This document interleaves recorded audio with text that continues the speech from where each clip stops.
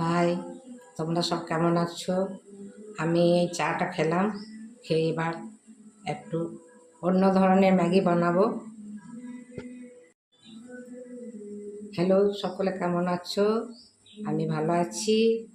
এই যে আমি আজকে ব্রেকফাস্টে চাউমিন বানাবো, কিন্তু চাউমিনটা একটু অন্য ধরনের বানাবো।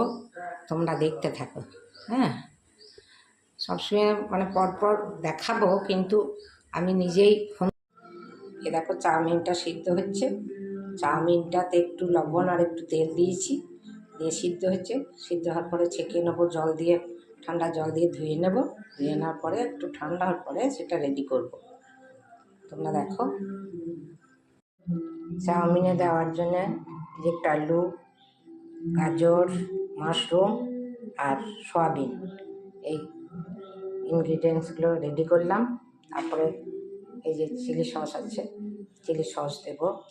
তারপরে খাওয়ার সময় টমেটো সস দিয়ে খাবো, একটু সোয়া সসও দেবো। এই ইনগ্রিডিয়েন্টসগুলো দেবো। এইটা হচ্ছে সয়াবিন ভিজিয়ে রেখেছিলাম, কাটলাম। এটা হচ্ছে মাশরুম, গাজর, আলু, ক্যাপসিকাম নেই। তোমাদেরকে একদিনই তো বলেছি, বাড়িতে যেদিন যা থাকে সেই দিয়েই বানাই। তা আজকে একটু আলাদা ধরনের হবে। তোমরা দেখো, আলুটা ওটা আগে দিয়ে দিচ্ছি।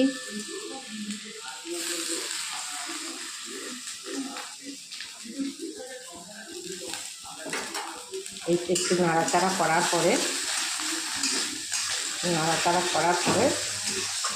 মাশরুমটাও দিয়ে দেবো, কেন মাশরুমটা একটু ভাজতে হবে, নাহলে নাড়াচাড়া না করলে না এগুলো বেশ ভালো হবে না। বেশ, তোমরা দেখো, এই আদাটা ঘষে দেবো।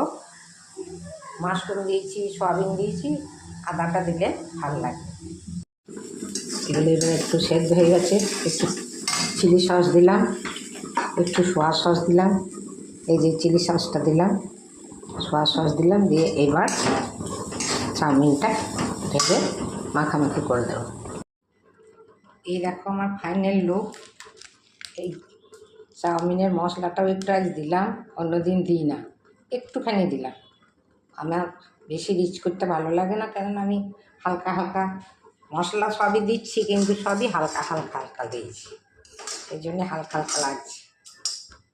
কেমন হয়েছে তোমরা? এই যে টেবিলে এনে রেডি। আমি টমেটো সস খুব একটা খেতে পারি না, একটু নিলাম, দিয়ে এইবার আমি খাবো, তোমাদেরকে দেখাই।